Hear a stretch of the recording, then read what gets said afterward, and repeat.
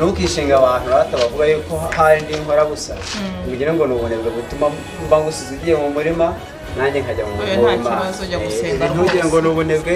nabyo bindi bintu bizadutunga ni nabyo bikomeye kurenza ibyo abantu birukira iki gitabo kirimo ubuzima bwacu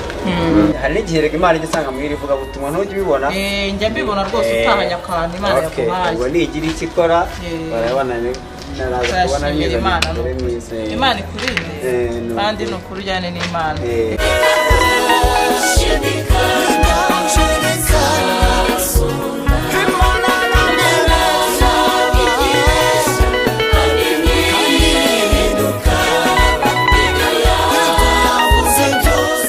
yo ariko se Mana